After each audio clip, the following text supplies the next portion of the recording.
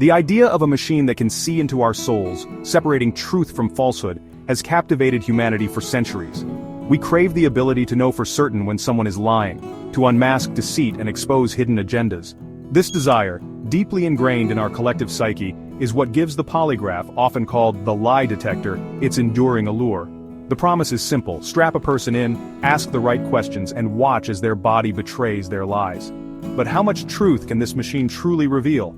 Can we rely on its readings to deliver justice, to separate the guilty from the innocent? The reality, as with most things, is far more complex than the promise. The polygraph's origins can be traced back to the early 20th century, a time of rapid scientific advancement and a growing fascination with the workings of the human mind. During this era, scientists and psychologists were eager to explore new ways to understand human behavior and uncover the truth behind people's actions. William Moulton Marston, a Harvard-trained psychologist, developed the first rudimentary lie detector in 1915. Marston's work was groundbreaking, as he sought to create a device that could measure physiological responses to determine if someone was being deceptive. His invention, which measured blood pressure fluctuations, laid the groundwork for future developments. This early lie detector was a significant step forward in the field of forensic psychology, and paved the way for more sophisticated devices. It was John Augustus Larson, a medical student and police officer in Berkeley, California, who refined Marston's work and created what we now recognize as the modern polygraph.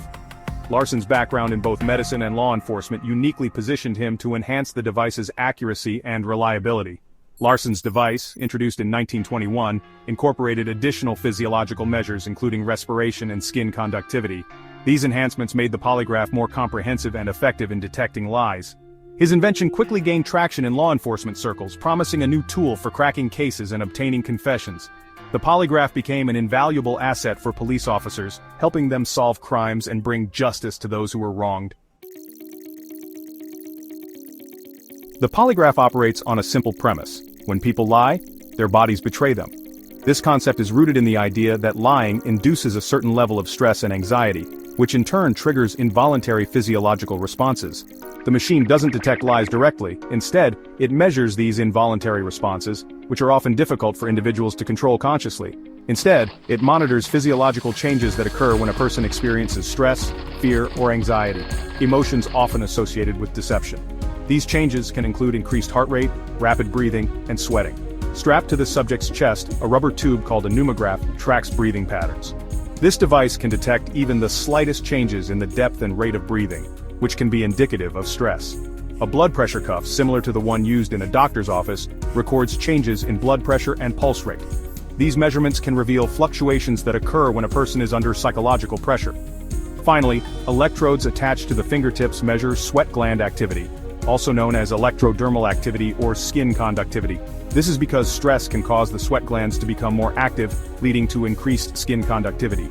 These physiological responses are recorded and displayed on a moving graph, allowing the examiner to analyze the subject's reactions to a series of carefully crafted questions. The graph provides a visual representation of the body's responses over time.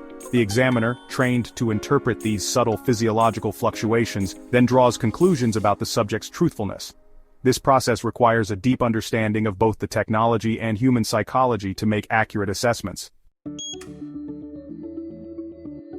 Despite its widespread use, the polygraph has been dogged by controversy since its inception. The device, often referred to as a lie detector, has been a staple in criminal investigations, employment screenings, and even reality TV shows. Yet, its scientific validity remains hotly debated. Critics argue that the test is inherently flawed, relying on the assumption that physiological arousal is a reliable indicator of deception. This assumption is problematic because it oversimplifies the complex nature of human emotions and reactions. However, anxiety, nervousness, and even medical conditions can trigger similar physiological responses, potentially leading to false positives. For instance, someone with a heart condition or high anxiety levels might exhibit the same physiological signs as someone who is lying. The accuracy of polygraph results hinges heavily on the skill and experience of the examiner. A well-trained examiner can make a significant difference in the interpretation of the results, but this also introduces a level of subjectivity. Interpreting the physiological data is more art than science, leaving room for subjective bias and misinterpretations. The examiner's personal beliefs and biases can inadvertently influence the outcome of the test.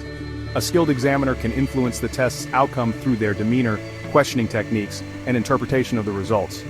This means that the same set of data could yield different conclusions depending on who is conducting the test.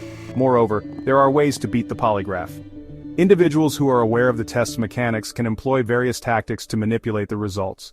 Countermeasures such as biting one's tongue or pressing one's toes to the floor can artificially manipulate physiological responses and potentially mask deception. These tactics can make it difficult for the examiner to distinguish between truthful and deceptive responses.